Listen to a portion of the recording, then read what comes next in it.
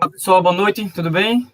Então, estamos aqui mais uma vez para dar continuidade à nossa live sobre metodologias ativas, né? Então, lembrando, dividimos, como é um assunto, né, pouco extenso, né, devido às possibilidades, nós dividimos em 3 partes, né? E hoje faremos a parte 2, né, a segunda parte. Então, antes de iniciar, eu gostaria de agradecer, né, novamente aos nossos heróis, né?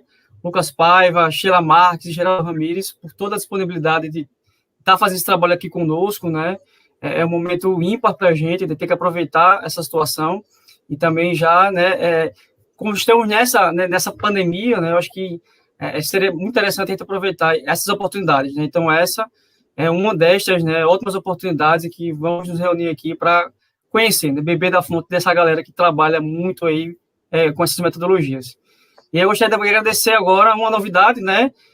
Nós temos agora a tradução, né, a sua intérprete Angélica, que muito gentilmente aceitou o desafio, o convite, né, e essa sugestão, e a vinda da Angélica para essas nossas lives veio através de uma sugestão de vocês, né, de vocês que estão acompanhando aí, né, e a gente agradece muito essa sugestão e informar, né, que teremos a participação da Angélica aqui em todas as lives aí, vamos ver se a gente consegue segurar essa bronca aí, porque é importante essa questão da acessibilidade. Então, a gente agradece muito, né, a quem indicou, e mais ainda a Angélica, que topou esse desafio aí, que não é fácil. Então, agradeço mais uma vez a vocês, espero que vocês aproveitem, e vamos lá, o espaço é de vocês, então, aproveitem o chat, mandem comentários, mandem dúvidas, que os nossos heróis aí vão trabalhar isso aí, ok? Então, obrigado, um abraço, cuidem-se e bom trabalho. Olá, pessoal, boa noite. Eu vou iniciar hoje a fala, seguida do professor do Lucas, né, e do professor Geraldo, não é isso, gente? O combinado, a sequência.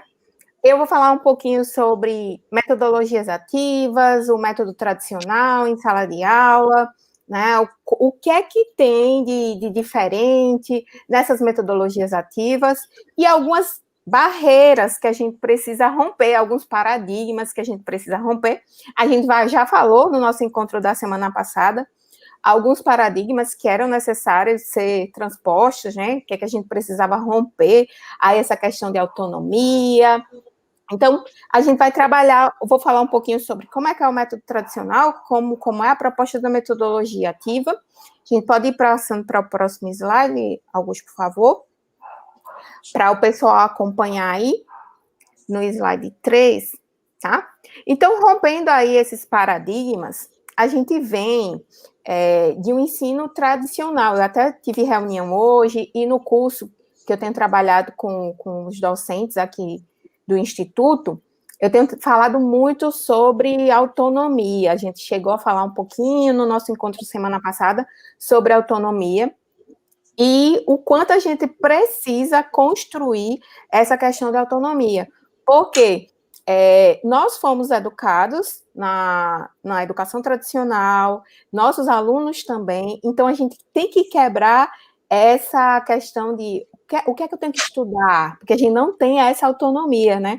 Eu até falei com vocês semana passada sobre a questão da Finlândia, de como eles têm essa autonomia, como eles conseguem já construir desde muito cedo, o que não é nossa realidade, mas que a gente pode, a partir de agora, acho que esse momento de pandemia trouxe também essa oportunidade de ressignificar, né, da gente ressignificar nossas práticas. Então, no ensino tradicional, a gente tem um professor como um centro, né, do processo aí de ensino-aprendizagem. Nas metodologias ativas, que vai ser o centro desse processo, vai ser o aluno, né? O professor vai ser aquele mediador, aquela pessoa que vai já estar junto, né, acompanhando esse processo, construindo esse conhecimento junto com o estudante. Então, sai daquela sala de aula tradicional, todo mundo lá com as cadeirinhas arrumadinhas, enfileiradas, e mais para aquele momento de diálogo mesmo, de construção. Na escola tradicional, a gente tem mais aquela construção de meramente conteúdo, né, de construir conteúdo, e a gente sabe que cada um de nós, a gente já traz um conhecimento, né, eu lembro que eu estudei uma disciplina específica na Finlândia de aprendizagem ao longo da vida. Ninguém aqui, quem está aqui acompanhando hoje, chegou vazio de informação, todo mundo traz algo consigo. Então, nossos alunos não são diferentes disso, eles têm muito para oferecer para a gente também. Então, não é uma construção só meramente de conteúdo. A gente tem que estimular, né, nossos estudantes a eles buscarem essa construção do conhecimento. Então, quando o indivíduo ele é motivado a aprender nas metodologias ativas, eles são estimulados, porque eles conseguem perceber onde que eles vão aplicar aquele conteúdo que eles estão aprendendo. Lembra que eu falei no nosso encontro semana passada que, se o aluno da engenharia, ele soubesse onde vai aplicar aquele cálculo, né, ele estaria mais motivado, mais estimulado a aprender, porque ele já sabe onde vai aplicar, né? Como a gente fica lá só abordando conteúdo no método tradicional, sem, vamos dizer assim, mostrar o fim, onde é que eu vou usar isso lá na frente, né, ele fica meio que, para que eu estou aprendendo isso? Né? Na metodologia ativa, a gente vai ter mais ação. Consequentemente, eu vou conseguir visualizar onde é que eu vou aplicar isso. Então, o aprendizado no ensino tradicional, ele ocorre de forma linear, né? No mesmo ritmo para todos, e a gente sabe que todos não estão no mesmo ritmo, né? Cada um vai ter um modo de aprendizado. O aprendizado ele não ocorre de forma linear. De repente, a Sheila, enquanto estudante, ela aprende melhor se ela estiver lá escrevendo, se ela estiver fazendo. Já o professor Geraldo, de repente, ele aprende mais se ele estiver ouvindo podcast, se alguém estiver explicando para ele, né? O Lucas também, como é que a gente aprende? Cada um tem um ritmo diferente e tem uma maneira de construir seu aprendizado de forma diferente. Eu, por exemplo, se alguém estiver lendo algo para mim, eu tenho muita dificuldade para entender quando alguém está lendo. Se eu estiver lendo e acompanhando tudo, minha compreensão é diferente. Agora, se eu não estiver acompanhando e a pessoa só lendo para mim, eu tenho dificuldade de concentração e de conseguir assimilar aquele conteúdo. Então, cada um de nós vai ter uma maneira. E nas metodologias ativas, elas se preocupam em quê? Em eu ter maneiras, diversidades de como fazer. Lembra que na aula passada, no momento passado do nosso encontro, o professor Geraldo fala que os alunos dele correm pelo campus para descobrir os enigmas que ele coloca. Então, cada um vai ter uma maneira. Vai ter aquele aluno que se sente super atraído com os enigmas do professor Geraldo, e vai ter aquele que vai dizer, que trabalhoso de fazer isso, porque eu também já passei por isso dos meus alunos da engenharia, como eu falei, de colocar eles para fazer argamassa, e eles falaram, mas por que eu tenho que fazer argamassa? Se eu não vou ser o pedreiro da obra, por que eu tenho que fazer argamassa? Né? Então, cada um vai ter uma maneira, e por isso que é importante a gente diversificar nas metodologias ativas, a gente vai diversificar, não vai ficar centrado nessa maneira linear, porque aí, se a gente trabalha de forma linear, a gente vai atender determinado público e a gente vai acabar deixando para trás outros. Por isso que é importante nas metodologias ativas essa diferenciação, diversidade, né? Para que cada um consiga acompanhar, já que cada um tem seu ritmo, né? No ensino tradicional, o processo educativo não acompanha aí, né, a totalidade, né, em todos os alunos. Já no processo educativo das metodologias ativas, onde o aluno é, né, o centro desse processo e que o professor é mais um mediador, ele vai ser mais atuante, ele vai ter mais autonomia nesse processo de construção de conhecimento, né? Então, ele sai da zona de conforto, né? Porque é muito tranquilo você chegar na sala, ficar lá sentadinho, ouvindo, ou simplesmente achando um jeito de burlar e olhar o WhatsApp ou as suas redes sociais, enquanto o professor está lá passando conteúdo e você está só lá no piloto automático. A partir do momento que o professor está estimulando que você produza, ele lhe tira da zona de conforto de ficar lá olhando o celular ou fazendo outra coisa, porque eu preciso buscar, eu preciso fazer algo. Então, não vou falar para vocês que todo mundo adorou metodologias ativas quando eu apliquei com meus alunos, né? Teve 95% de aprovação, apresentei questionários, enfim, teve até resultado que gerou artigo, que eu publiquei, Mas teve aquele aluno que falou assim, professora, dá muito trabalho, é mais fácil ficar sentado ouvindo a senhora falar do que é muito trabalhoso, é muito cansativo, acaba a aula, tenho que tomar banho, porque é uma correria no laboratório, né? Então, por quê? Porque eles viram o centro desse processo, eles não ficam mais na zona de conforto. A gente tira eles daquela situação de sujeito passivo do processo. Ele precisa ir lá construir, ser estimulado para o que é que eu quero aprender. Então, não fica aquela coisa maçante, cansativa, tá certo? Pode passar para o próximo slide, professor Augusto, por favor. Então, a gente tem uma comparação do método tradicional, mais objetivo, né, de forma mais objetiva, utilizando as metodologias ativas, até coloquei um exemplo de PBL, aprendizagem baseada em problema ou em projeto. No ensino tradicional, a gente vai ter aquela máxima de ensinar e aprender. Estou ensinando e você está aprendendo. Né? Teoricamente, estou ensinando ali bonitinho, então está todo mundo aprendendo. E no PBL, nas metodologias ativas, na problematização, a gente vai aprender a aprender e aprender fazendo, né? O que vocês acham? O que é que seria mais fácil? Vocês podem falar aí no bate-papo, no chat. Se vocês tivessem que fazer um bolo para vocês, como é que seria mais fácil fazer esse bolo?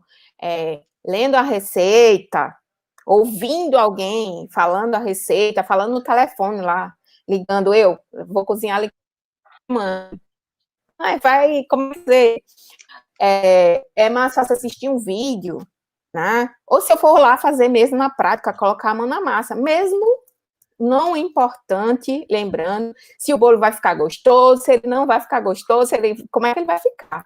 O importante é fazer, tá? Esse processo, vocês acham que iam assimilar mais fazendo, só ouvindo, né? Como é que seria? De conseguir, daqui a pouquinho a gente vai ver como é que se dá, né, mais essa abordagem, essa construção, fixação desse conhecimento, tá? Então, nas metodologias ativas, a gente vai estar aprendendo fazendo. No método tradicional, a gente vai ter disciplinas lá amarradinhas, disciplinas estanques lá, português, matemática, biologia, geografia, todo mundo amarradinho, né? No PBL, vai ter problemas planejados para dar do cotidiano. Lembra que eu falei no nosso encontro da semana passada que lá na Finlândia eles têm uma escola onde os alunos resolvem problemas do cotidiano, da própria realidade, que eles cuidam de uma cidade, né? Ou cuidando de um setor médico, ou vendendo produtos de smartphone, porque eles estão resolvendo problemas do dia a dia, né? Às vezes, quando a gente coloca lá problemas no método tradicional, que são assim, a distância, onde, uma coisa bem, vamos imaginar tal coisa, parece que fica fora da realidade do nosso estudante. E quando a gente aplica um problema que ele vivencia, parece que fica mais real. Tá, realmente, daqui a distância, do campo de Arapiraca até o shopping. Aí ele vai conseguir visualizar melhor, porque ele faz aquele percurso. Né? Quando a gente dá um problema real para eles, eu acho que o professor Geraldo vai abordar bastante isso, dessa questão de problema real, parece que eles conseguem assimilar melhor. Porque quando a gente pede para ele dar um exemplo, ele vai dar um exemplo do vizinho, de um amigo, né? Então, isso que vai fazer com que ele tenha uma fixação melhor desse conhecimento, tá? No método tradicional, a gente vai ter aquelas aulas executivas, um slide. Eu sempre, quando falo aula em slide, eu lembro daqueles memes que tem no Instagram, né? Que é aula slide igual a aluno dormindo. Já me dá um desespero de olhar e já vou um aluno dormindo no meio da aula de slide. Como essa aula expositiva que eu estou fazendo agora, como uma aula expositiva, né? Porque vocês estão passivos aí nesse processo. Já no PBL, nas metodologias ativas, a gente vai ter mais tutorias, né? Mais ação, mais atividades realmente. Realidade de campo, de atuação, né? Os problemas, os projetos, construção, debate em grupos, não vai ficar nesse processo de aula expositiva, como a gente está tendo agora, de momento expositivo e vocês passivos aí, certo? No tradicional, a gente vai ter muito esse aluno passivo no processo, já no PBL, nas metodologias, a gente vai ter mais um aluno, um sujeito ativo no processo ensino-aprendizagem, e o professor como mediador, como instrutor, como tutor nesse processo, né? Já não é mais o professor que vai ter lá, detentor, vamos dizer assim, do conhecimento, né? Ele vai dizer, esse caminho, aí tá ok, você não acha que tá muito abrangente? Eu tenho um exemplo das minhas aulas de empreendedorismo e inovação. Eu peço para eles abrirem uma empresa, né? E aí eu peço para eles saírem da caixa. Gente, eu não quero que vocês abram uma empresa de construção civil. Professora, eu vou abrir uma empresa de projeto. Não é ser muito batido, não, abrir uma empresa de projeto, né? E aí eles são divididos em equipes para discutir, para abrir um negócio. E aí eles começam, saiam da caixa, imagina assim, uma coisa bem, né, impactante. Aí eu fico balizando, mas qual é o público que você vai atender? Quais são as pessoas? Quem é que vai comprar o seu negócio? Mas por que essa pessoa vai comprar o seu negócio? Então, eu fico estimulando para que eles a resposta. E não estou lá para dar a resposta para eles. É só um estímulo. Então, nesse processo de construção mesmo. Aí ele começa, realmente, meu público vai ser tal. Né? Por que eu quero determinar? O que é que você tem de diferente de determinada empresa que já oferece esse serviço? Né? Estimulando eles a construírem isso, né? Esse outro ponto do método tradicional, eu lembro muito que o pessoal confunde demais. E faço metodologia ativa, levo meus alunos para o laboratório. Então, não significa dizer que se você leva para o laboratório, se você usa o celular, necessariamente você está fazendo uma metodologia ativa, porque você precisa saber o fim que eu quero, qual é seu objetivo naquela atividade. Então, você precisa ter um objetivo, está tudo muito bem delineado para que você, estou fazendo metodologias ativas. Então, não significa que só levar para o laboratório você está fazendo metodologia ativa, tá? Vai ter prática também, vai ter cenários reais, vai ter problemas e vai ter um objetivo final, um produto final daquele processo, daquela construção, tá? No método tradicional, a gente vai ter a avaliação somativa, aquela temida prova lá, né, ou como punitiva, que todo mundo fica desesperado no dia de fazer. E já no PBL, nas metodologias ativas, a gente vai ter uma avaliação mais formativa, somativa, a construção durante todo o processo, né? Eu não quero saber o ponto final, eu quero saber todo o processo, o que é que aquele aluno no dia daquela temida prova, ele não está bem, ele não tem um rendimento, mas eu acompanhei ele o semestre inteiro. Eu não posso avaliar ele por um único dia, né? Então, por isso que a gente vai ter ferramentas diferentes, avaliações contínuas e diferentes formas, porque o Geraldo aprende melhor de tal forma e ele consegue dar resposta melhor de tal forma, o Lucas aprende melhor de tal forma e dá resposta melhor de tal forma. Por isso que é bom ter várias formas de avaliação. Então, eu faço atividade prática, faço projeto, resolve problemas, porque cada um vai ter sua habilidade e competência. Eu busco montar as equipes onde eles tenham essa variedade, né? Que alguém é melhor calculando, outro é melhor se expressando, falando na equipe. Então, cada um vai ter sua competência e habilidade, com nossos alunos não é diferente. Tá ok? Eu já estou passando um pouquinho aqui do meu tempo combinado, mas o último já encerro. Pode passar, professor Augusto. Igual o Lucas, eu falo muito, Lucas, então tem cuidado. Então, em resumo... Tudo que fala é maravilhoso, então continue, pode continuar. Resumindo, gente, as metodologias ativas são processos de aprendizagem onde os alunos participam ativamente da construção do conhecimento, né? Ele não vai ficar naquela zona de conforto.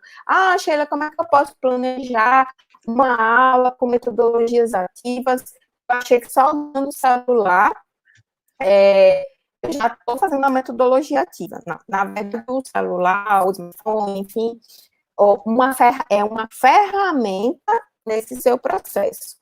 Mas a gente vai falar aqui de algumas ferramentas, inclusive nosso próximo encontro é sobre ferramentas, mas a metodologia é uma coisa ampla, maior, né? É O meu objetivo, qual é meu objetivo final quando eu quero que eles façam argamassa?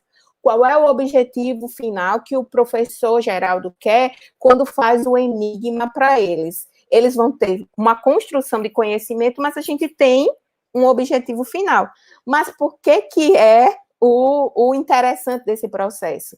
Até chegar no objetivo final, ele construiu vários conhecimentos agregados até chegar no ponto final. Por isso que a gente fala tanto que nas metodologias ativas, o importante é toda a caminhada, né? Todo o processo de construção, e não só o ponto final. Então, quando a gente pensa no método tradicional, só naquela coisa da prova final, da avaliação final, o que é que a gente imagina? Eu estou avaliando só aquele ponto de chegada. Eu não estou acompanhando toda a trajetória, toda a caminhada, certo?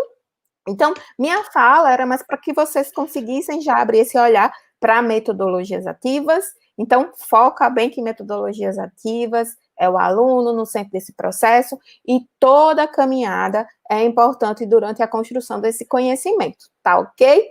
Agora o Lucas e o professor Geraldo vão falar um pouquinho, né, sobre sala de aula invertida e gamificação, e aí a gente vai continuar nesse bate-papo aí bem legal.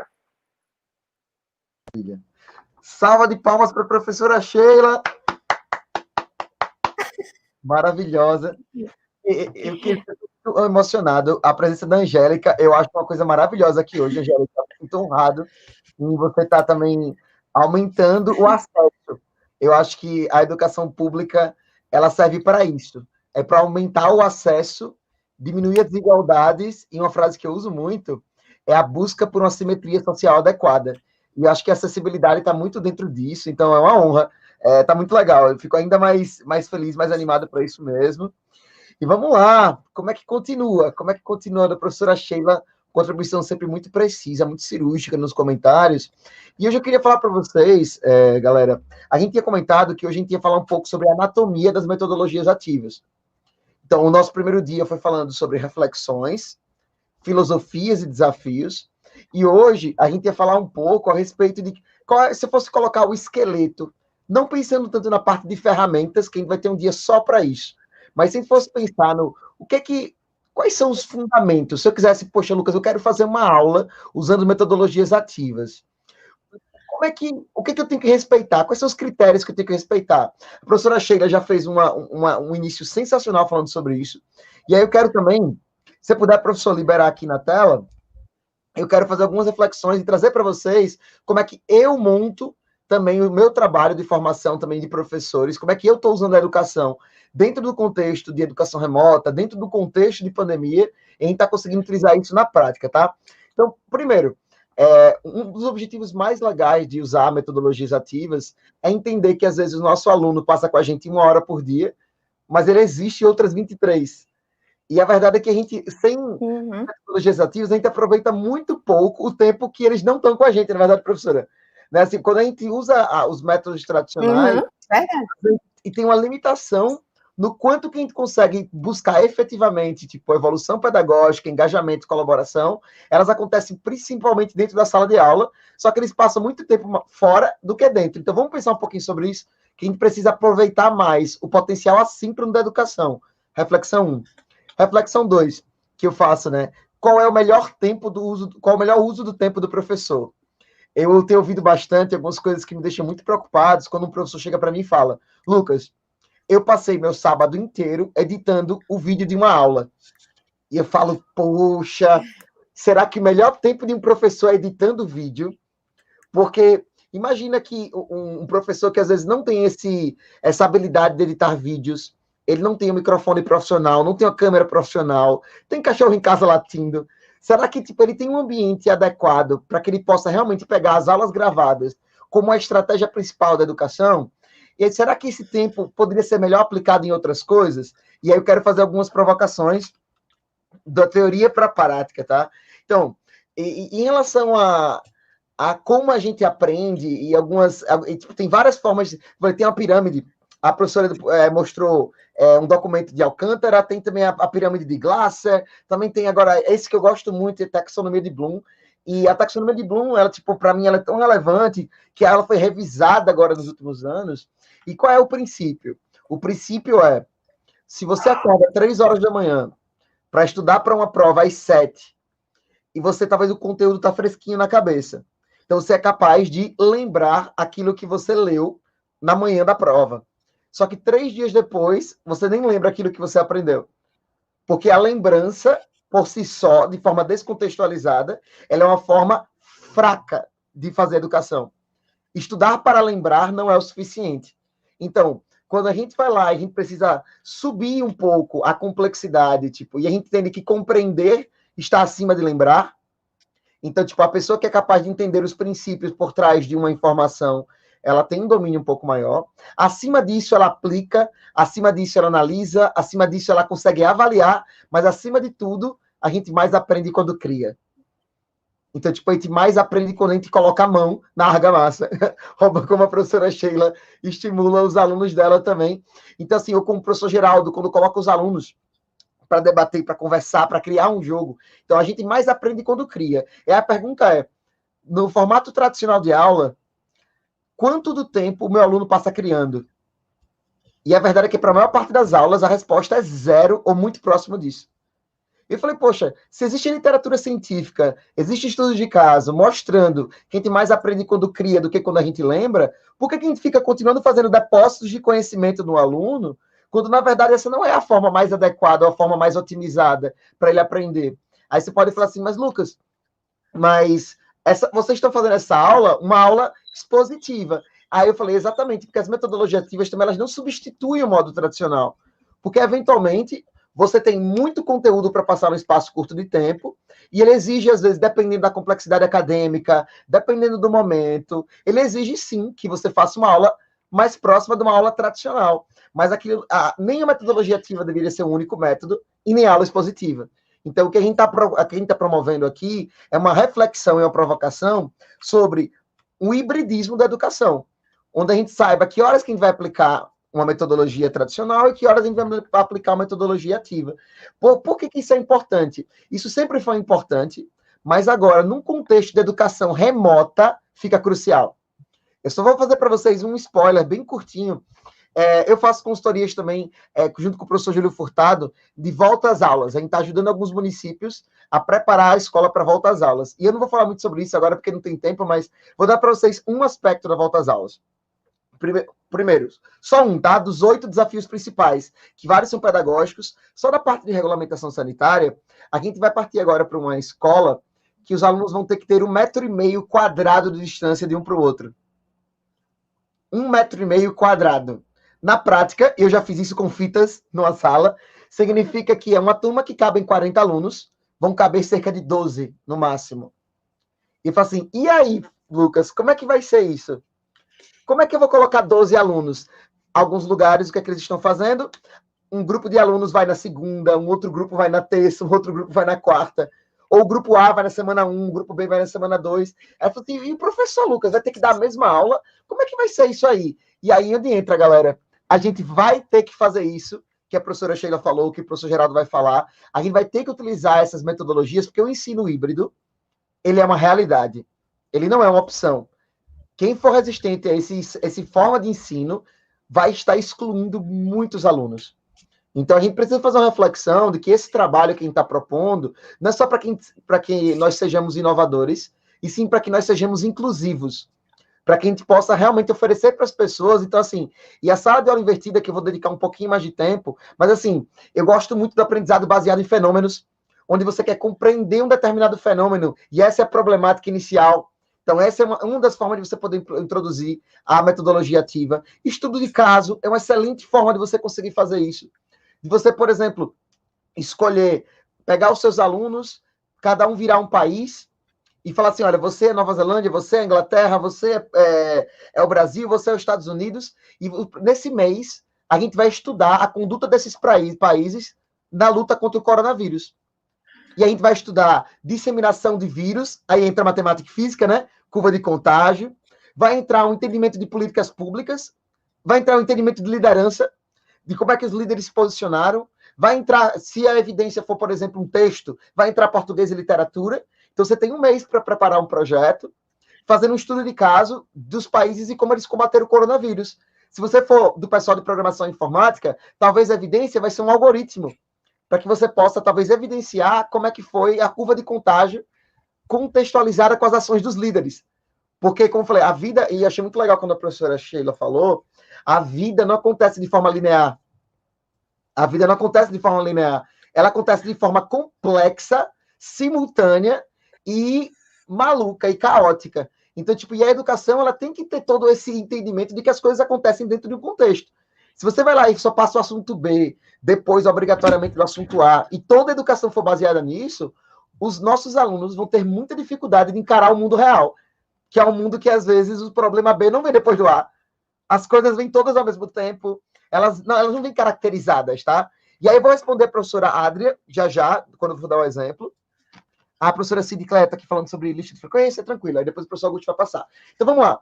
Estudo de caso, metodologia ativa, aprendizado baseado em fenômenos, gosto muito. Que aí você pega algum fenômeno e você tenta destrinchar ele. Gamificação, o professor Geraldo vai falar isso, tem muita propriedade para falar isso. O aprendizado baseado em projetos, que a professora Sheila também falou, e eu acho que na próxima a gente vai fazer mais. O aprendizado maker, que eu acho que a professora Sheila está usando muito, que eu acho que é essa mistura do pedagogia de projetos com a questão da mão na massa. Eu acho isso muito, muito bacana.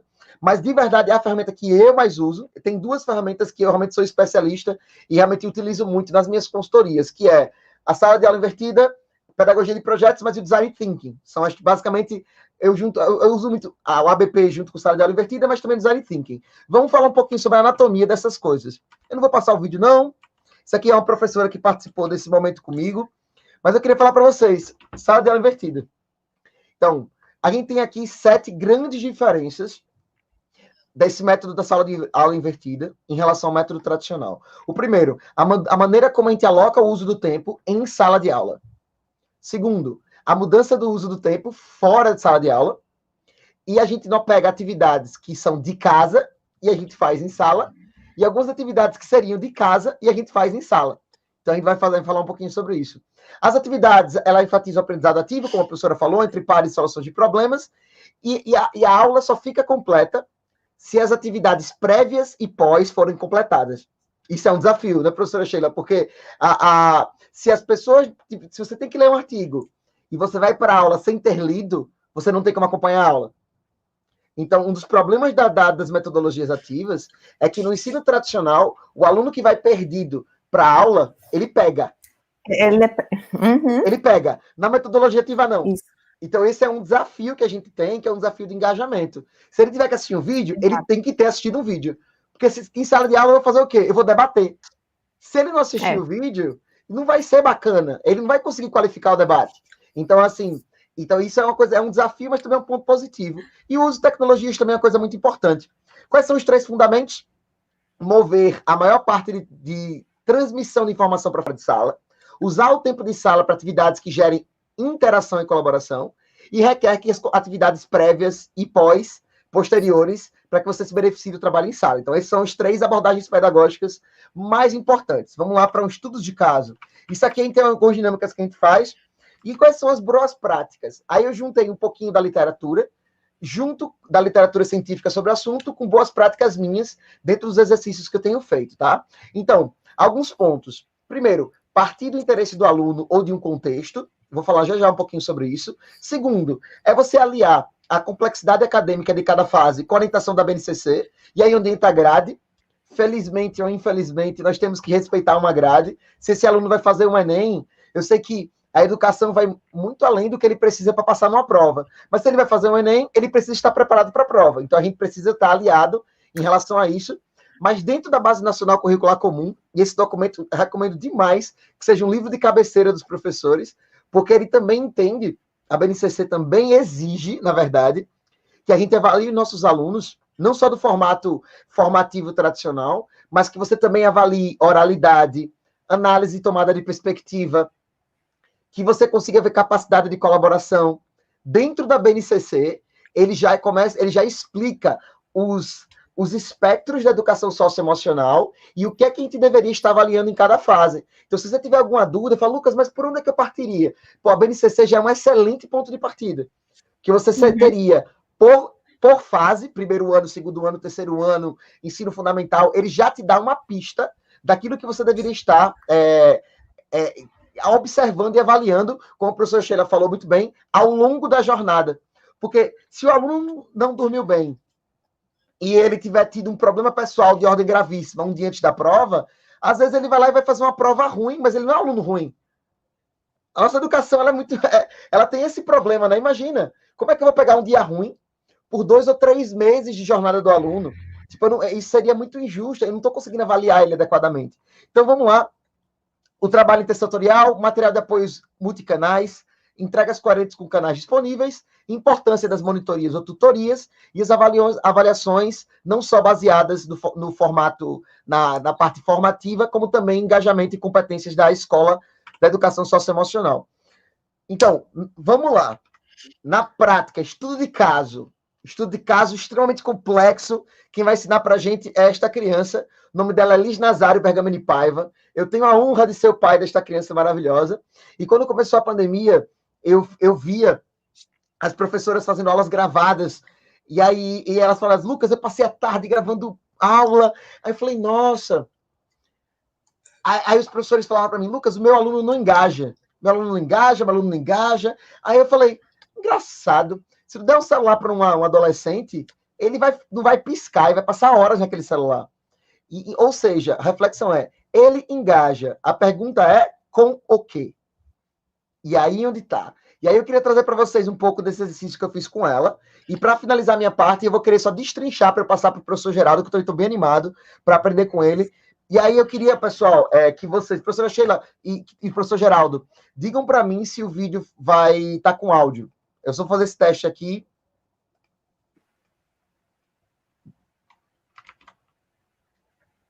Tá com áudio? Tá sem... Não. Não? Tá não. Não. Vamos lá. Deixa eu ver aqui. Vou ver se eu consigo aqui. Porque o que aconteceu no exercício com a Liz, tá? Ok.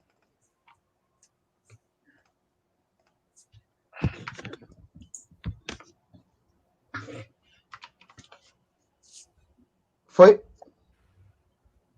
Não. Não estão nem vendo a sua tela, Lucas. Professor Augusto precisa liberar. Professor Augusto. Foi? Fazer uma tarefa de... Foi. Agora foi. A tarefa de pintura que eu marquei aqui, que ainda não fiz. E essa daqui é a tarefa de... movimento. E a tarefa para finalizar, a tarefa de vídeo. E aí mostra pra mamãe qual foi a tarefa de história. O que você tinha que fazer hoje? Eu tinha que fazer essa tarefa aqui. E eu ganhei um coração por causa que eu fiz muito bem. Qual foi a tarefa de história? Me conta. A tarefa... Foi essa daqui. Sim, Mas o que você tinha que fazer? fez? Tinha que contar uma história com 5 coisas, mas dessa vez eu peguei mais coisas do que 5 coisas. E qual era o objetivo da história? O que você tinha que fazer no meio da história? Tinha que fazer uma soma. Tinha que usar matemática. E você usou matemática? Sim! Usou várias vezes. Você usou 2 vezes a soma e usou subtração também, não foi? Aham. Estou marcando aqui que essas tarefas de baixo ainda não estão feitas. Aí ela colocou... Aí fala pra mamãe o que você colocou aqui. Eu coloquei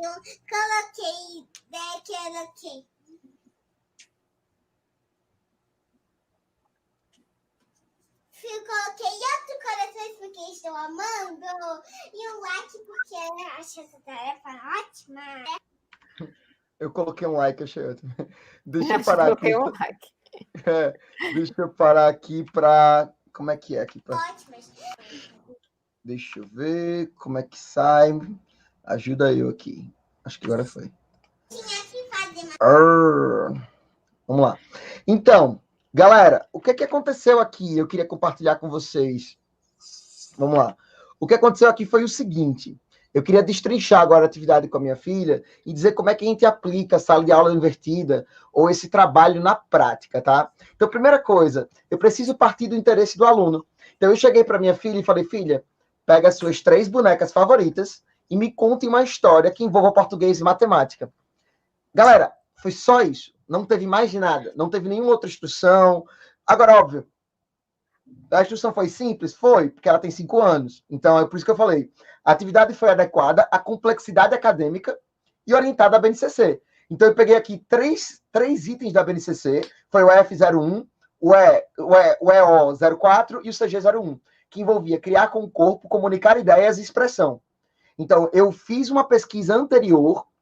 O nosso aluno não sabe o trabalho que dá fazer planejamento. Esse trabalho é nosso, de poder chegar para ele e chegar como eu cheguei para ela, e em 30 segundos falei, filha, eu quero uma conta de soma e subtração na sua história com as suas 3 bonecas favoritas. Treina 3 vezes e apresenta para o papai, tá certo? Então, ela teve que entregar para mim no formato de uma apresentação. Mas se fosse um aluno, poderia ser um vídeo, poderia ser um texto. Então, a entrega é coerente com os canais disponíveis. Para quem tem pacote de dados, por exemplo, mas não tem Wi-Fi, pode ser a foto de um texto para enviar pelo WhatsApp. Para quem tem Wi-Fi, pode ser um texto.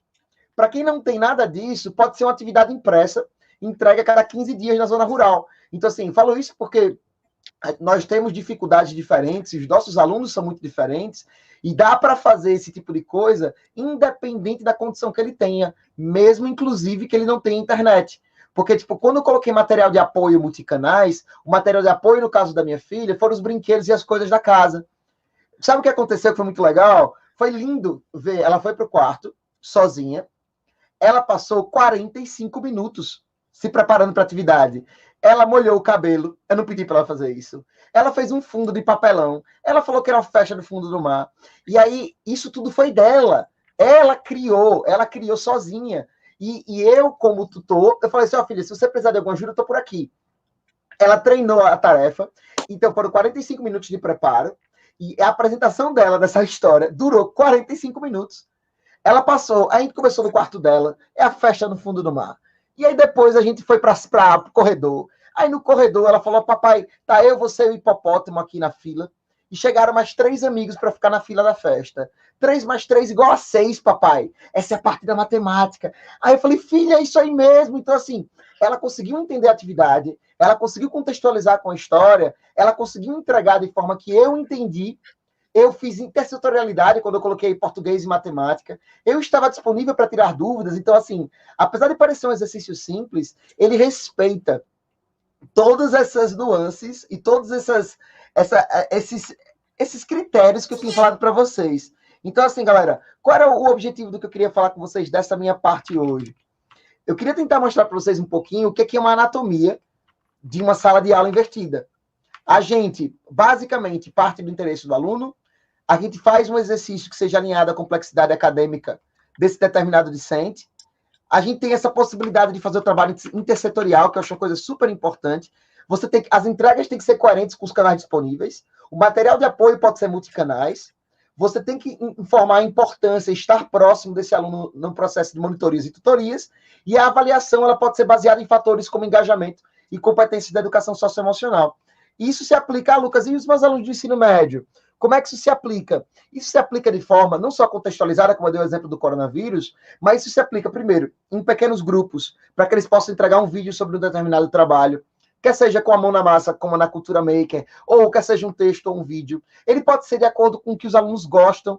Esses dias eu fiz uma postagem em uma aluna do IFAL de Delmiro Santana, a Ingrid falou, Lucas, eu adoraria fazer esse exercício que você falou. Que eu falei assim, galera, imagina que o trabalho do mês fosse sobre o seu rapper favorito, o Emicida.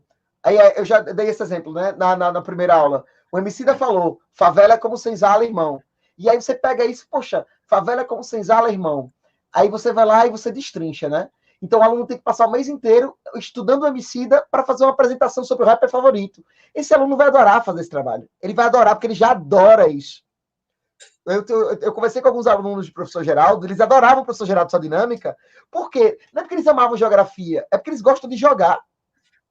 Eles gostam de jogar. Então, o professor Geraldo colocou a geografia numa coisa que os alunos já gostam. Isso tem um valor absurdo. Então, assim, quer seja com o PBL, quer seja com sala de aula invertida, a gente precisa entender quais são os princípios básicos para que depois a gente possa adaptar a nossa realidade dos nossos alunos. Ah, Lucas, mas e a tutoria? Como é que eu vou fazer com o aluno tutoria que não tem internet? Conferência telefônica, de Claro para Claro é de graça. Eu faço, às vezes, tutoria com professores com conferência telefônica. Vivo para vivo é de graça. E, às vezes, tipo, vai incluir até quem não tem internet. Por que não? Por que não? Então, assim, a gente tem uma série de coisas para fazer. Hoje é um dia mais rápido, mas eu só queria dar para vocês esse norte sobre como é que seria a anatomia da metodologia para que fosse aplicada na prática. E agora eu queria passar para o professor Geraldo, que, assim, professor, está sendo muito bacana. Eu sou coordenador pedagógico aqui também na escola, que um dos professores foi seu aluno, que é da engenharia, né? O Jorge. Que é o Jorge, que é... E aí também, ele é aluno da Sheila também. Inglês. Ele é aluno de vocês dois. E, assim, é tão legal assim, estar conversando com vocês. Eu queria terminar, na verdade, agradecendo, que para mim é muito bacana, porque por onde eu passo, as pessoas, quando tocam no nome de vocês dois, é tanto elogio bonito. Vocês conseguiram construir uma reputação tão legal com a educação. Então, assim, eu só queria reiterar assim, a minha honra de estar com vocês dois, porque realmente é muito legal. Vocês estão fazendo a diferença na educação, estão realmente ajudando a vida das pessoas a enxergar a educação no formato mais lúdico, de um formato contextualizado. Então, assim, parabéns, de verdade, de coração, minha admiração gigante por vocês dois. Quem quiser pode ir colocando as perguntas por aqui, e vou deixar vocês com o maravilhoso professor Geraldo também para falar um pouquinho sobre gamificação. Só respondendo rapidinho, acho que foi a Aline que perguntou a diferença de ferramenta para metodologia, acho que foi Métodos. Isso. Para método, Isso, né? Isso, Geraldo. Tu quer responder, Sheila? Sheila, é melhor você porque está na tua área. Responde aí. Aline, as metodologias, qual o método que eu vou utilizar? Então, o método pode ser sala de aula invertida, como o Lucas já falou, o método pode ser gamificação, pode ser aprendizagem baseada em problema, aprendizagem baseada em projetos, né? Estudo de caso. Esses são os métodos que eu posso utilizar. Eu vou levar um problema para eles, eu vou elaborar um projeto junto com eles. Então, esses são os métodos. As ferramentas que eu vou utilizar para fazer esses métodos, né, para chegar ao meu produto final, aí eu posso usar um Kahoot, eu posso usar uma nuvem de ideias, que o Lucas usou semana passada, né, a nuvem de ideias, que foi justamente com as... Como é que você está se sentindo? Não foi isso, Lucas, que você usou semana passada? Você pode usar outra ferramenta uma ferramenta que seja no laboratório, um apanhado de ferramentas. Usando o quê? A galera está usando TikTok. TikTok. Pode usar o Meet, o Google Meet, o Sala de Aula. Essas são as ferramentas. É o que a gente tenha mais, vamos dizer assim, habilidades.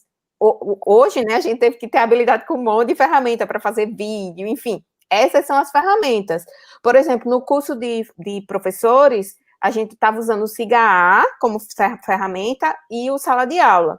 E a gente notou que estava dando uma bugada na cabeça de todo mundo ter dois ambientes para usar. Então, na segunda turma, a gente está usando só o Classroom, só o Sala de Aula. Então, as ferramentas é o meio que eu vou utilizar para que aquele método chegue ao final. O método é a parte chata. O método é o professor. E a ferramenta é o que a gente sabe fazer. Isso. Porque você vai pegar aquela ideia mais burocrática e você vai transformar ela naquilo que é mais convencional, que é mais comum, mais fácil de você usar. E, geralmente, a galera, quando pega a ferramenta, ela muitas vezes tem mais afinidade com a ferramenta do que quem propôs a ferramenta. Então, isso de quem fez aquela metodologia lá da ferramenta, né?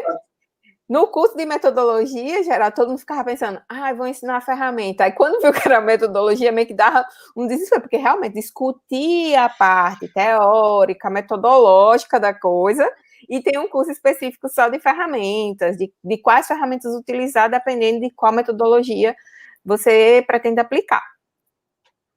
Ô, professora, uma analogia que eu gosto muito é que eu encaro a metodologia como uma casa. Então, tipo, é como se fosse fazer uma casa. E dentro de uma casa, você vai para uma casa, vai ter que usar várias ferramentas. Então, de verdade, não precisa se preocupar qual é a melhor ou qual é a mais eficiente. Porque, de verdade, como eu falei, tem professor que ele consegue render muito mais com papel e uma caneta do que com a apresentação no PowerPoint. Isso. Então, não tem essa de o que é melhor, o que não é. O que eu acho que é importante é que a gente teste, e que a gente não só teste várias, é que a gente teste e tente lapidar. Porque, tipo, toda ferramenta tem uma curva de aprendizagem. Então, eu tenho certeza Sim. que o jogo do professor Geraldo, ele ficou melhor o segundo do que o primeiro, o terceiro do que o segundo. Então, assim, esse tipo de ferramenta, eu digo para vocês, a gente tem que tomar cuidado com o que eu chamo de obesidade mental. Então, tipo, a obesidade mental é esse momento que a gente tá, de assistir muita live, de receber muito input, não dá nem tempo da gente aplicar. Então, a gente tem que tomar muito cuidado com esse momento, que é o momento que a gente tem, às vezes, muita... E aí usa... O Kahoot é ótimo. Aí eu uso também um outro, que é para quem gosta de fazer joguinhos, WordWall. WordWall é bacana. Mas eu também uso apresentações interativas no PowerPoint, do Google Slides, com o Peer Deck. Só que se eu ficar enchendo o meu professor, o meu aluno de ferramenta, até o aluno tem dificuldade, porque às vezes ele não é tão safo nisso, como o próprio professor vai demorar para dominar. Então, assim, minha sugestão não fiquem muito preocupados com você ter um canivete suíço de ferramentas. Se preocupe, talvez, em você ter uma ou duas e que você tente aplicar ela várias vezes para que você possa ir lapidando o uso dela. Então, assim, essa dica é boa porque nesse momento agora as pessoas estão muito acostumadas e quando você assiste muitas lives e aí fulano fala que é melhor é A, aí ciclano fala que é melhor é a B, você fica paralisado pelo excesso de escolhas. Isso. Então, tipo, a minha sugestão só para fechar isso é que não tem a melhor, tem aquela que você tem mais afinidade e aquela que você vai desenvolver, Sim. tá? Então, assim, professor Geraldo, manda bala aí que Não, e só também. complementando, Lucas, é exatamente isso. E lembra que eu falei no nosso encontro semana passada que na Finlândia o pessoal usa cartolina e piloto. Então não precisa ter uma ferramenta de outro mundo, não. A Adria, ela perguntou, diante do atual cenário, como as metodologias ativas podem ser aplicadas no caso do ensino remoto? Eu vou dividir a pergunta em duas coisas, em duas etapas. Primeiro, o ensino remoto, ele não é o ideal. A gente, enquanto educador, eu estava comentando isso ontem num grupo de doutorado que eu faço parte. Enquanto educador, a gente pode se apropriar desse momento e aprender ao máximo. Mas é aprender, não é simplesmente pegar informação, é pegar aquilo que você tem de melhor, aquilo que você conseguiu gostar mais. Eu vou usar uma expressão mais chula, ter tesão na hora de você pegar e dizer, isso daqui para mim é o ideal. E outra coisa é como fazer o meu aluno aprender. Na semana passada, eu usava uma frase do Fábio de Mello, o milagre se dá por duas vias. A gente vai precisar do aluno, não tem para onde. Não tem como você produzir qualquer exercício, seja ele tradicional ou ativo naquilo que é metodológico, se o aluno não quiser responder. Mas eu vou ter que pegar todas as possibilidades que o Lucas citou, por exemplo, a cada 15 dias para o cara que é da atividade rural, enviar pelo WhatsApp, enviar pelo Face, pelo Instagram, pelo Meet, pelo Zoom. Eu vou ter que buscar a maior quantidade de funções. E aí um outro detalhe que a gente já falava na semana passada. Eu tenho que conhecer o chão da minha escola.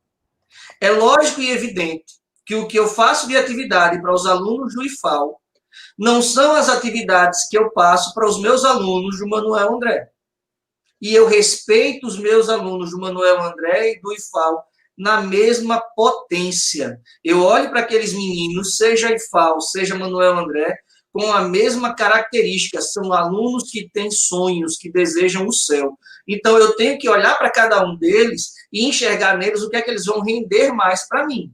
Agora, eu não sou obrigado a simplesmente ficar no mar parado. Eu tenho que ser uma tempestade e fazer o barco se movimentar de maneira agitada, realmente. Eu tenho que jogar funções. Né? E aí vem um outro detalhe em relação a gente, enquanto professor. A gente está preparado para isso? É justo a gente estar vivendo esse momento? Não, não é justo, não deveria estar vivendo essa situação, mas a gente pode correr.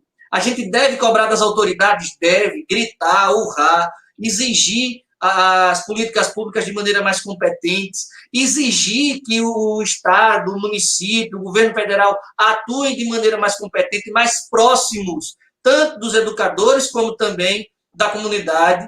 A gente deve fazer isso, mas a gente não pode perder a oportunidade. Eu vejo muito dessa forma. Se eu tenho a possibilidade de aprender, por que não? Então, eu tenho que correr atrás nesse sentido. No mínimo, isso vai render um fruto para você no futuro.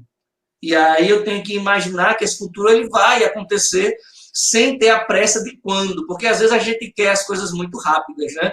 A gente quer tudo em pote, felicidade, saudade, abraço, a gente quer tirar dos potes e resolver a vida da gente.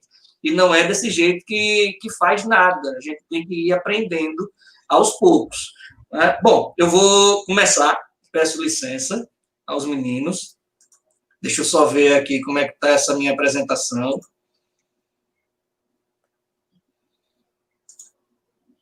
Acho que vai.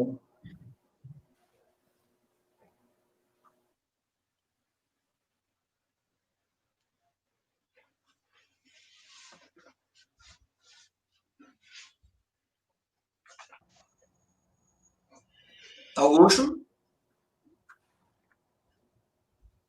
Tá abrindo, professor. Eu acho que é só tá carregando. É, isso. Aqui também. A tela tá em vias de. Deixa eu ver aqui. A minha deu uma travada aqui. Acho que foi agora, né? Foi. Compartilhar a Pronto. tela da conferência consome muita memória mesmo. Pronto, agora foi. Pronto, agora foi. Aqui são algumas das brincadeiras que eu já fiz em sala. Eu vou falar só de uma ou duas brincadeiras mais diretas. O que eu vou me prender muito vai ser para o Oráculo, que é o jogo que eu acabei usando. Tá? Então, a ordenação é essa daí.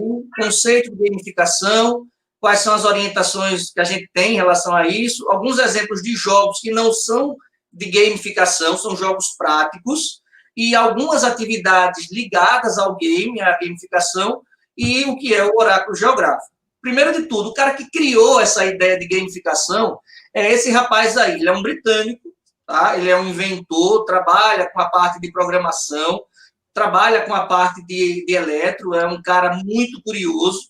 E lá em 2002, ele viu que tinha possibilidade de ensinar na empresa e na faculdade onde ele trabalhava, de uma forma mais lúdica, porque ele viu que as coisas estavam ficando muito travadas. Os alunos eles tinham interesse de aprender, mas existia uma didática que não permitia esse avanço. E aí ele cria uma dinâmica de jogo que em 2002 ganha o nome de gamificação, mas esse nome, essa ideia, ela só ganha força mesmo lá em 2010. Né? Então, basicamente, quando a gente fala de gamificação, é compreender as práticas que são destinadas a esse processo de aprendizagem, e essas práticas elas devem ser constantemente ajustadas, aquilo que o Lucas estava falando. E vai ser ajustada a quem? Ajustada ao professor, ajustada ao aluno, ajustada à instituição. Eu tenho que olhar o todo para ver quais são as conformidades e ajustes que eu tenho que realizar. Deixa eu ver. Tá. Então, entre outras coisas, não existe uma idade para se iniciar esse processo de gamificação. O meu filho ele foi jogar RPG na escola dentro de uma atividade que aconteceu com alunos e amigos que eu convidei de Maceió para cá. E o meu filho se apaixonou, nunca tinha jogado e saiu como ganhador do jogo. E ele chegou em casa feliz da vida. A mesma coisa acontece num jogo quando a gente destina ele para a educação, com uma diferença que é importante.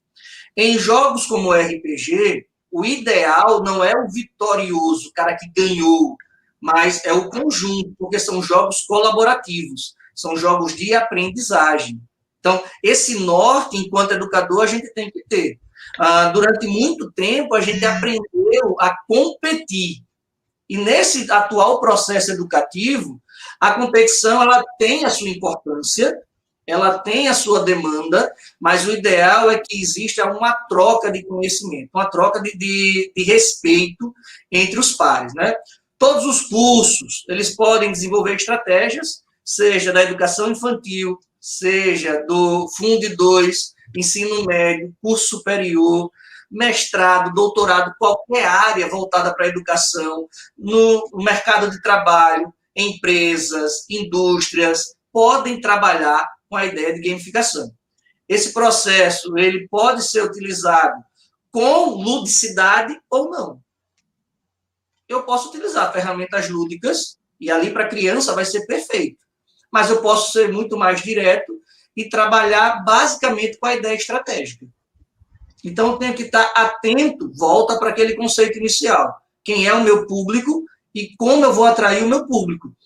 essa ideia de gamificação é uma atividade de produção. Essa produção pode ser textual, pode ser corporal, obrigatoriamente vai passar pelo comportamental, vai passar pela ideia de reflexão social e individual que cada estudante, cada jogador vai ter.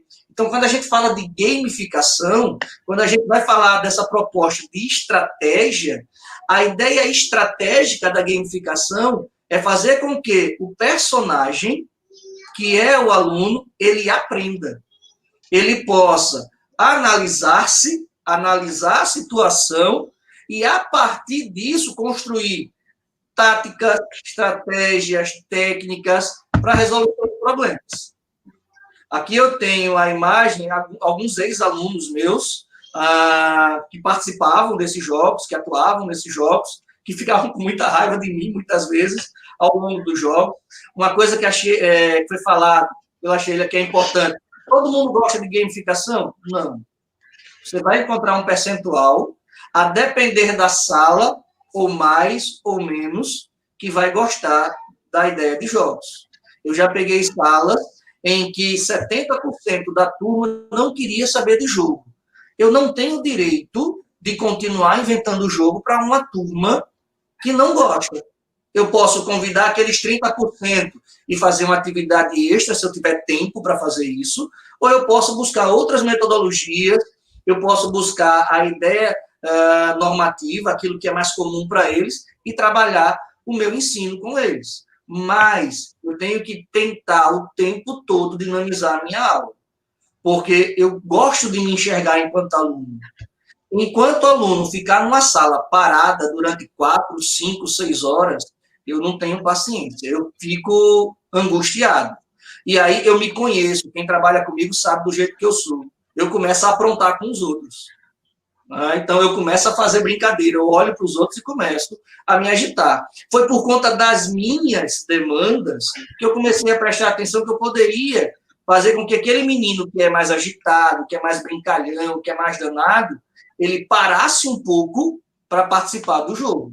Ele parasse um pouco para aprender de forma diferente. Parasse um pouco para questionar. Aí algumas ferramentas de jogos que a gente tem. E aí eu indico para... Aqui eu coloquei jogos de geografia. Me perdoe meus companheiros da área que estão assistindo. Tem a CETERRA, o Só Geografia, a Escola Games. Se você pega a CETERRA, por exemplo, são mais de 250 jogos das mais variadas ideias possíveis. A grande maioria deles para ensino fundamental, Fundo 2, Fundo 1, alguns para o ensino médio. Tá? O Escola Games, por exemplo, ele tem esse jogo de mapa mundo que é muito bom para a educação infantil, onde o aluno ele vai ter que descobrir onde estão as estrelas em cada continente. Ele vai recebendo o mapa, recebe esse avião e ele vai indo atrás do mapa para ver se ele consegue localizar-se de maneira correta. O professor não diz nada para ele, tem a escolha, se ele vai querer fácil, moderado, difícil do jogo. É uma dica para quem está no Fundo 1. Tem o Rachacuca, esse para o ensino médio, muito bom. Tá? A galera gosta de usar, ele tem alguns quiz que são interessantes, que são bacanas para jogar.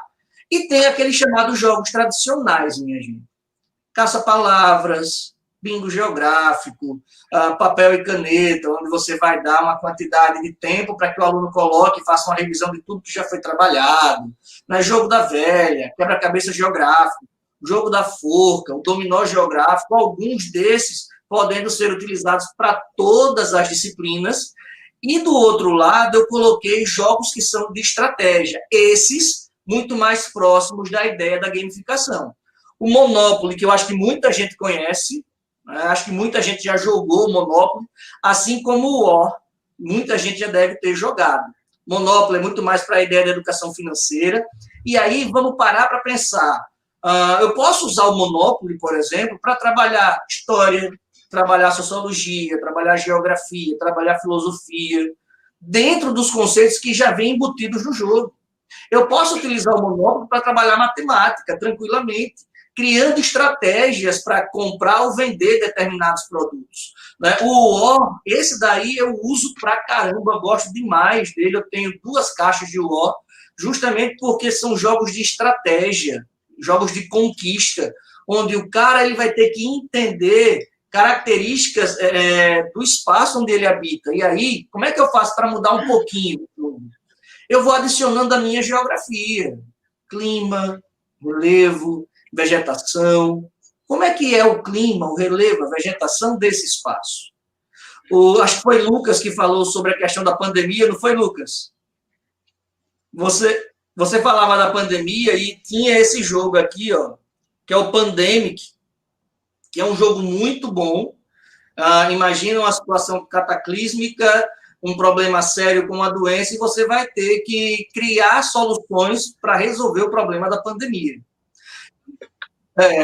E esse jogo é muito bom, porque ele trabalha diretamente a ideia de conhecimento sobre biologia, virologia, a ideia sobre capacidade de negociação econômica. Então, você começa a despertar esses interesses. E quando você vai ver a idade, né, a depender do país, isso é muito interessante. Nos Estados Unidos, a idade mínima é 12 anos para esse jogo. Aqui ele está colocado, se eu não me engano, com 14. E por que tem essa variação de idade? Vai muito da maturação de como a gente forma o nosso povo. Então, eu tenho que estar muito atento a isso. E o Catan, que nesse caso aqui está ligado ao Game of Thrones, que é um jogo de território. Você ganha uma cidade e você vai ter que cuidar para o crescimento dessa cidade. E você vai ter que combater algumas situações, todos esses jogos voltados para a ideia estratégica.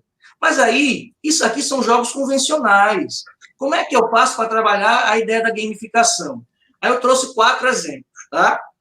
Esse em que a foto aparece aí, o Feed the Future, ele foi uma proposta feita pela Biblioteca de Nova York, em que ele abria a biblioteca para 500 pessoas, e eles tinham uma noite para olhar todos os livros que eles quisessem e construir um livro, montar um livro. Então, eles podiam pesquisar livros de ficção científica, livros de história, livros de geografia, livros de física quântica, mas eles tinham uma noite. E, ao final dessa noite, o objetivo deles era construir um livro. A melhor história teria o seu livro lançado e seria guardado na biblioteca.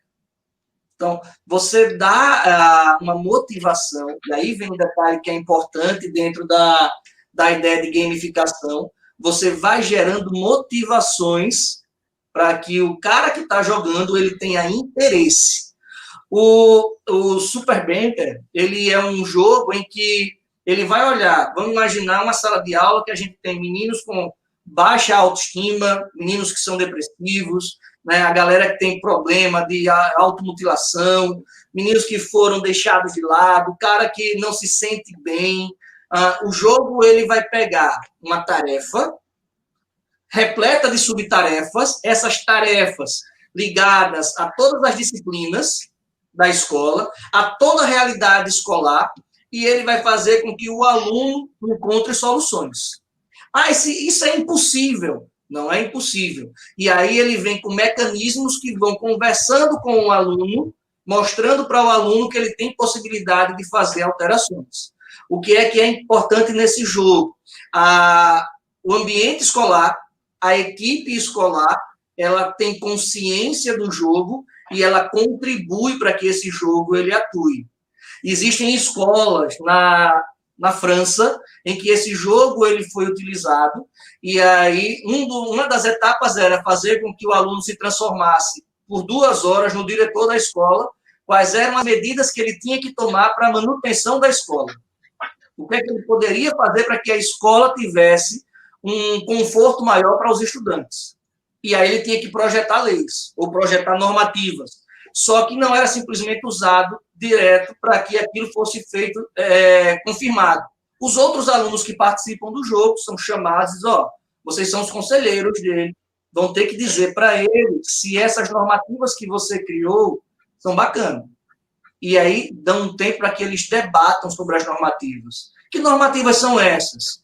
Sobre o bebedouro escolar, sobre a cantina escolar, sobre a questão da limpeza da sala de aula, sobre a carteira, sobre o banheiro. São problemas do dia a dia. Então, o menino ele sai daquele problema de baixa estima, vamos colocar assim, e ele começa a ver que a voz dele tem força, que ele consegue mudar muita coisa. É lógico, minha gente, é do dia para a noite isso? Não. Quando a gente fala de gamificação com uma proposta dessa, a gente tem que imaginar isso ao longo de um período muito grande, porque a gente vai estar tratando de seres humanos. Pensa em alguém que faz acompanhamento com psicólogo. Na primeira sessão, ele sai curado? Vamos colocar curado aí, entre aspas. Ele sai mudado, ele sai feliz se conhecendo? Não. Não sai. Ele vai passar por um período longo, uma quantidade longa de sessões, para começar a se entender. Então, a mesma coisa acontece com o Superbaker. Você vai dar ao cara um tempo legal para que ele se conheça e ele conheça que tem potencialidades. E é uma característica bacana da gamificação, que foi falado para o Chile ainda agora. Existem pessoas que aprendem muito mais rápido e outras têm uma velocidade menor para aprender. O Ark-World, ele é um jogo alternativo, né, em que as pessoas elas vão construir uma cidade. Isso eu já fiz com os meus alunos.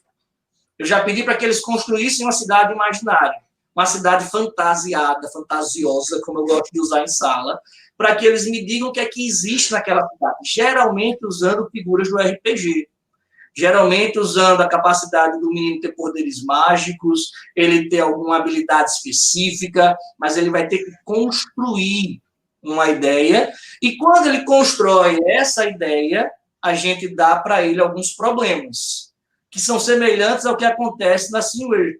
Você tem uma cidade e ela tem que resolver problemas ligados à poluição, a doenças, fome, guerra, aquecimento global. Como é que eu resolvo esse problema? Ontem eu passava um documentário para um grupo de alunos de uma escola privada, aqui da cidade, documentário da Netflix, que a gente encontra também no YouTube, chamado Os Capacetes Brancos. É um documentário de 40 minutos sobre a guerra na Síria.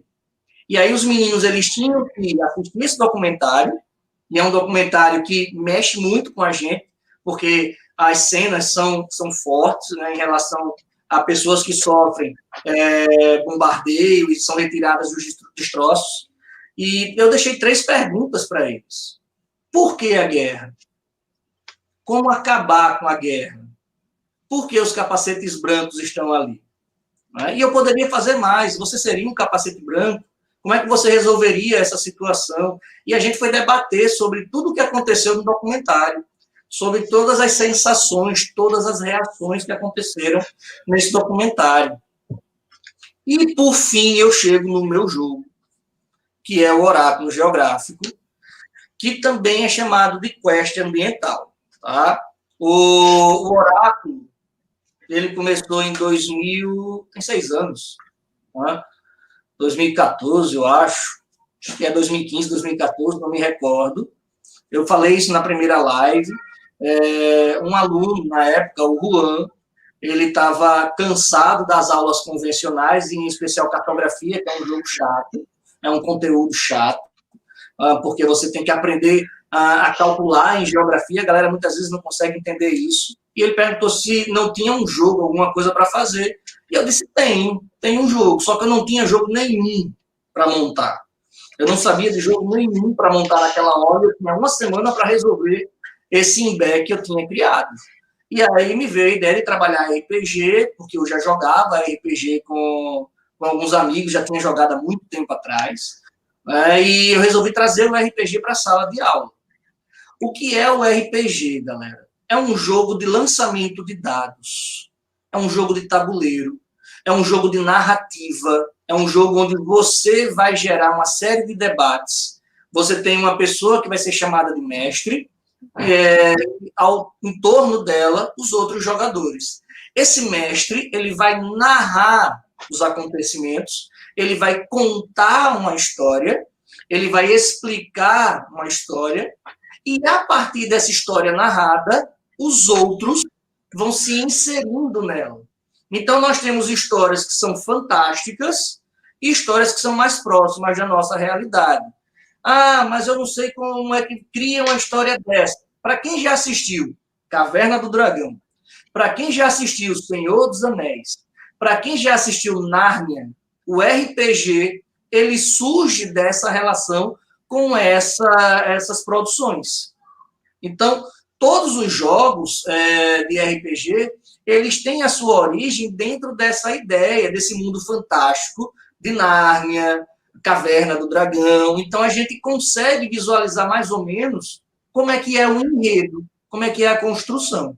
E foi isso que eu fiz com eles. Eu trabalhei a ideia de um enredo, no caso aqui, daqui do nosso estado, do nosso município, eu trabalhei com relação às micro e mesorregiões do estado de Alagoas, como é que a gente conseguia organizar essas micro-regiões do estado, por um detalhe importante.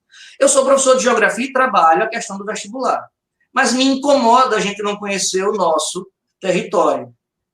Me incomoda a gente não falar sobre as nossas potencialidades. E eu precisava falar das nossas riquezas, das nossas potencialidades, sem deixar de falar do assunto que me é ordenado, que eu tenho lá que realizar naquele período pré-específico. E aí eu comecei a trabalhar a mesorregião do leste alagoano, do agreste, do sertão, trabalhar as características deles, como se realizam, e essas características geraram esses 4, eu não vou colocar livro não, mas são 4 elementos, 4 fichas explicativas para o jogo. Tá? Se tornaram 2 peças, o Quest ambiental, que é um tabuleiro físico usado com realidade aumentada. Eu acho que eu tenho uma outra imagem aqui dele, deixa eu só adiantar, que travou aqui, que é essa imagem aqui bonitinho. Opa. Tá ruim. Essa imagem daqui, ó, bonitinho, que o menino vai usar o celular para poder enxergar o seu personagem, enxergar o seu jogador. Se vocês prestarem atenção, existem cartas aqui que representam a vegetação ou animal que faz parte, que compõe a nossa fauna e a nossa flora, certo? Então, eles recebem essas cartas, recebem um aplicativo para baixar no celular deles e a gente começa o jogo.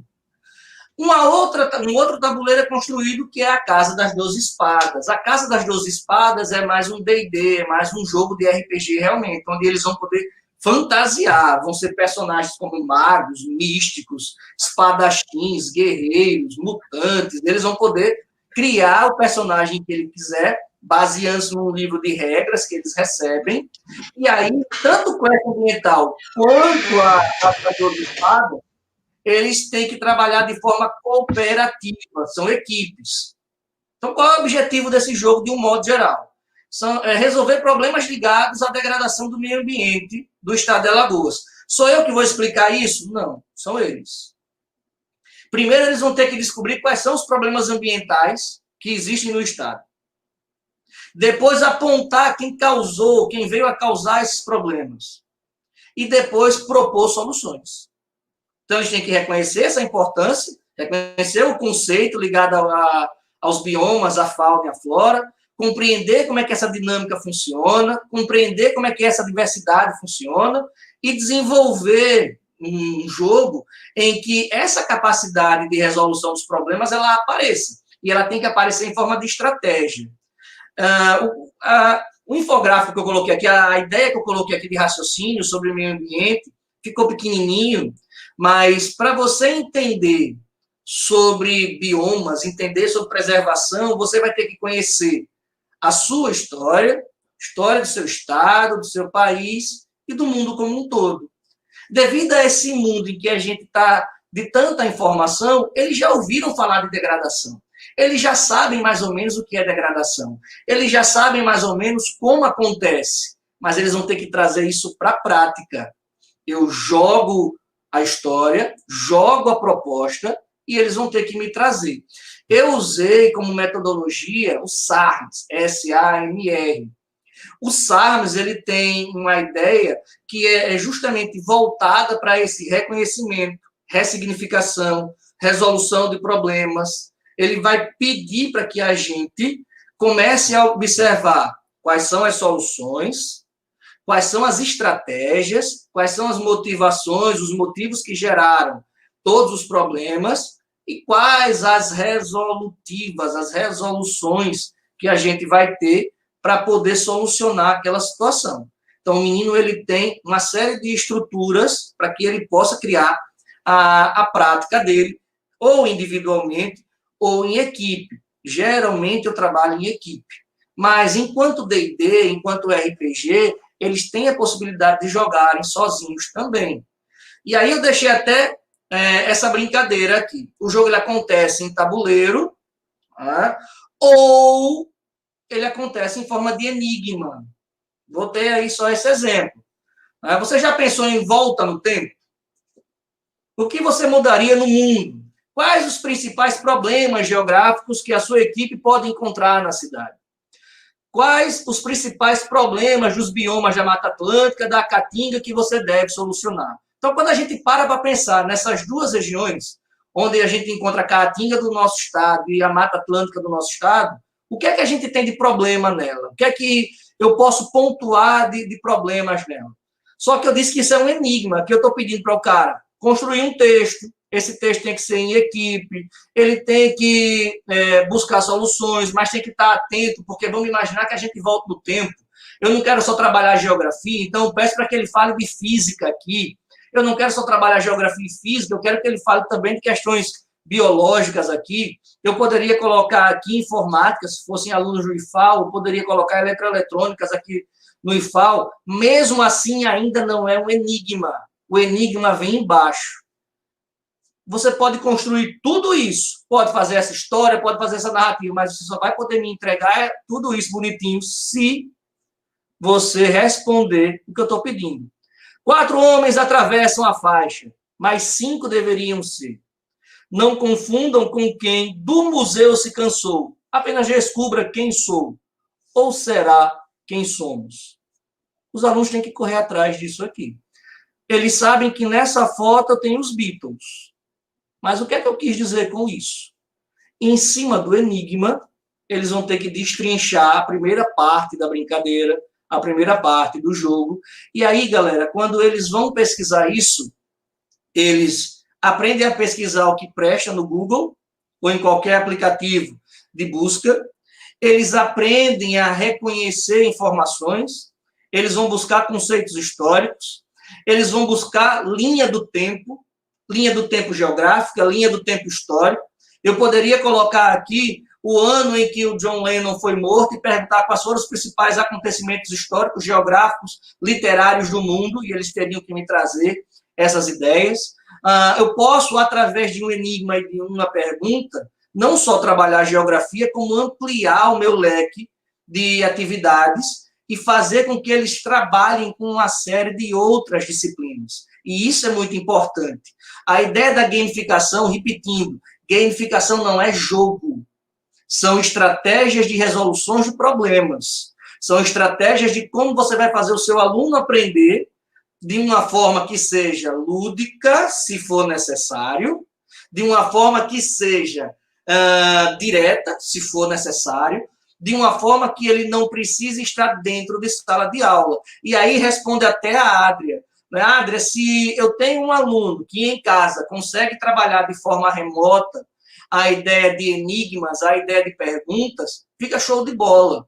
Ele vai ficar interessado em fazer isso. Ele vai ficar interessado em brincar desse jeito, em querer aprender desse jeito. Mas aí vai correr um sério risco de um grupo de alunos se tornar aquele aluno que gosta da aula tradicional. Tem um detalhe que eu gostaria de falar.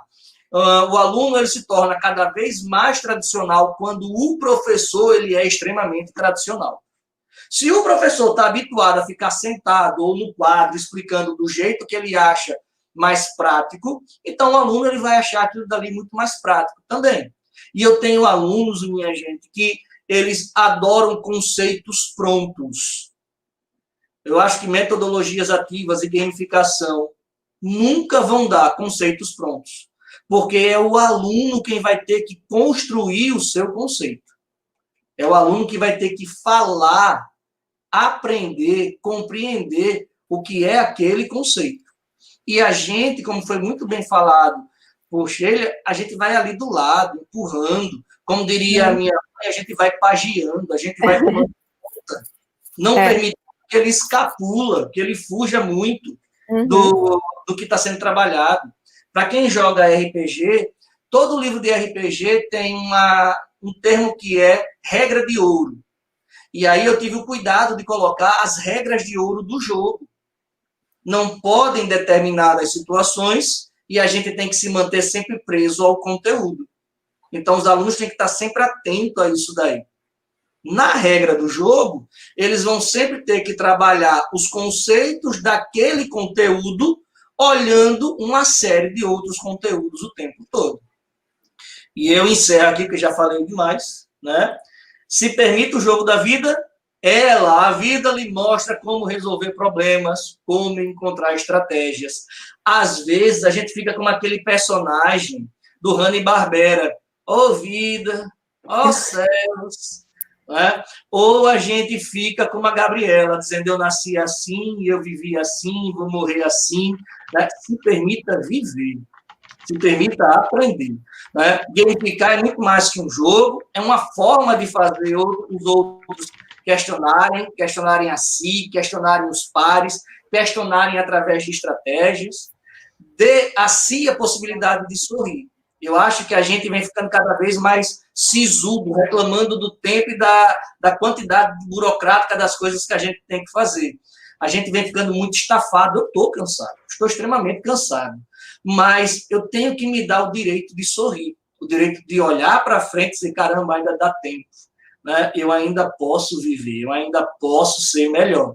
Eu só preciso encontrar estratégias. E aí a gente segue, cresce, que é uma beleza. Né? Encerrei aqui a minha partezinha sobre gamificação, espero que tenha ficado claro. Foi maravilhoso. Salve de palmas, professor Geraldo.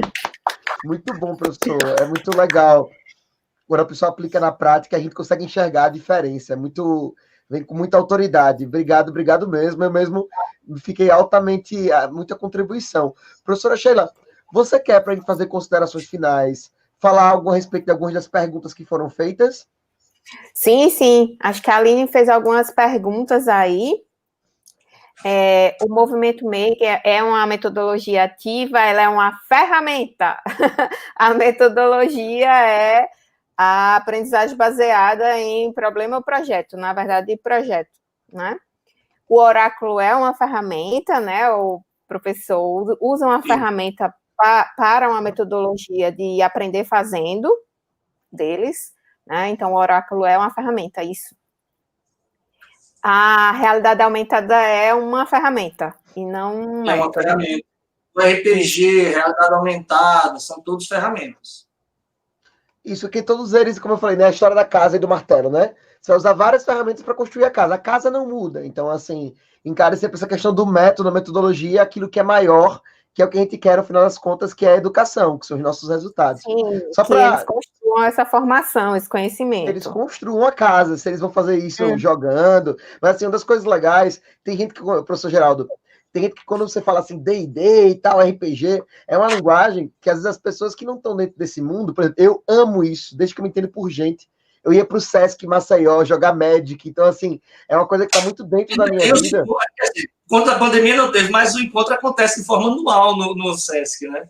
Eu ia, nossa senhora, minha adolescência foi jogando RPG e assim, só que uma coisa que eu queria dizer para vocês, dar um exemplo para vocês, tá? Sabe qual é o programa mais assistido da televisão? O programa mais assistido da televisão? MasterChef. O MasterChef é o programa mais assistido da televisão? Não é porque é um programa de culinária, é porque ele é um jogo. É porque a gente gosta disso. Então, assim, digo para vocês, absorvam isso de forma aberta, porque às vezes eu vejo que tem pessoas, são aquelas pessoas que às vezes recebem melhor essa informação, são pessoas mais jovens, mas de verdade, como eu falei, a mesma coisa que faz o MasterChef ser legal, é o que faz a gamificação ser bacana. Isso não tem idade. Não tem idade, tipo, você não precisa ter afinidade com tecnologia necessariamente, porque de verdade é muito bacana isso. Então, assim, só para fazer as minhas considerações finais em relação a esse assunto, primeiro, assim, eu falei, o foco de hoje era tentar dar para vocês quais são os princípios que regem essas ferramentas, Mesmo que a gente ainda não falou exatamente delas, a gente vai poder ser um pouco mais específico agora na semana que vem. Mas eu acho que a partir daí já daria para a gente poder começar. Já tem o suficiente para que vocês possam começar. E a minha sugestão em relação a isso tem uma frase que é preparar, apontar e fogo. Minha sugestão é que você prepare, você atire, e depois você aponta. Então, assim, para que a gente seja aquela pessoa, quando a gente fala sobre empreendedorismo, nada mais eu acho, do que o espírito de tentar. É a capacidade de você consertar o carro com ele andando. E eu acho que se a gente não tiver essa atitude nesse momento, se você for esperar ter a habilidade que o professor Geraldo tem para aplicar o oráculo, você não vai ter entendido que ele não dominava o oráculo quando ele começou, e sim que ele foi fruto de você fazer, mesmo quando ele ainda não era tão bonitinho, que não tinha essas coisas todas, mas a gente precisa batalhar contra o nosso perfeccionismo. Então, assim, minha sugestão é que a gente realmente tente aplicar isso de alguma forma. Vai ter desafio. Aí, professor Geraldo, a professora Sheila, se quiser conduzir daí, mas para finalizar, só queria agradecer mais uma vez o IFAL Campus Arapiraca, na pessoa do professor Augusto, que é um cara que tem um carinho gigante e uma mega admiração. Está aqui a professora Renata Pereira. Toda vez que a gente toca no nome dessa professora Renata, é só elogio. Meu Deus, como essa professora Renata é elogiada. E aí elogia do professor Geraldo, e elogia da professora Sheila, e elogia do Augusto, elogia do Lucas. Maravilhosa. Então, assim, estar com vocês, para mim, é uma honra. Conversar com professores é uma honra. E vamos para cima. A próxima vai ser bacana. Converse, divulgue para as pessoas que conhecem, para que mais pessoas estejam na próxima. E no mais, só fico por aqui. Beijos em todos. Palavras finais dos meus colegas e também a provocação que a gente vai ter para a próxima. Eu acho que a ideia, acho que foi Cid Clerc que perguntou se a gente pode trabalhar o jogo lá no Manuel André. Pode, a gente pode até trabalhar antes, né, Lucas? Essa é a proposta, essa é a provocação. Né? A gente quer realmente fazer uma atividade com vocês, usando metodologias ativas, usando gamificação, antes da próxima quarta-feira. Por isso a gente pediu de vocês algumas coisas que foram mudadas agora nesse formulário que vocês preencheram. Então, a gente vai entrar em contato, vai ver quem quer jogar, quem quer atuar, quem quer fazer o trabalho, porque aí, provavelmente, nós não seremos os atores. Vocês vão ser os atores dessa atividade e nós estaremos do lado, batendo palmas, aprendendo com vocês. Porque eu acho que a ideia maior vai ser justamente essa, né? Não adianta a gente ficar aqui os quatro falando, porque a Angélica está falando ali que só a gota também, né? Não adianta a gente estar falando o tempo todo, a gente precisa ouvir e ver como vocês trabalharam, como vocês desenvolveram a atividade. Exatamente, acabou a vida de aluno passivo aí, hein, gente? Vamos colocar a mão na massa, né? Então, os dois encontros a gente falou bastante, mas como o Lucas e o Geraldo acabaram de falar, agora é mão na massa, é aprender fazendo, então espero que vocês se engajem aí para participar, né? Dependendo da quantidade de interessados, a gente vai ter um mentor para cada equipe, não é isso, Lucas? Então, o Lucas vai ficar responsável aí por dividir, caso tenha uma quantidade muito grande de interessados, então a gente se divide para que no nosso próximo encontro a gente já tenha resultados, né, para vocês apresentarem desse engajamento de vocês. Agradecer novamente, sempre muito bom, estava comentando aqui no chat, nos bastidores com o pessoal, como passa rápido, né, a gente começa falando, já acabou, já 1h30, né, agradecer sempre pelo convite e pela oportunidade de estar aqui, né, construindo com vocês nesse momento. Então, muito obrigada. E a gente agradeço por essa noite, Deus abençoe, e a gente vai se encontrar essa semana, antes da quarta-feira, a gente se encontra para brincar um pouquinho sobre essa coisa boa que é ser ativo nas metodologias e nos jogos. Maravilha. Isso. Boa noite, galera. Vocês são maravilhosos, maravilhosos. Professor Augusto, se quiser falar alguma coisa, fica à vontade. Hoje ele está todo quietinho. Está quietinho. Senti falta das palavras do professor Augusto. Professora Ângela, que lindo. Professora, que coisa linda que você escreveu. Obrigado. Só agradecer. Valeu, galera. Até semana que vem. Vamos desfalando essa semana ainda. Viu? Ele colocou.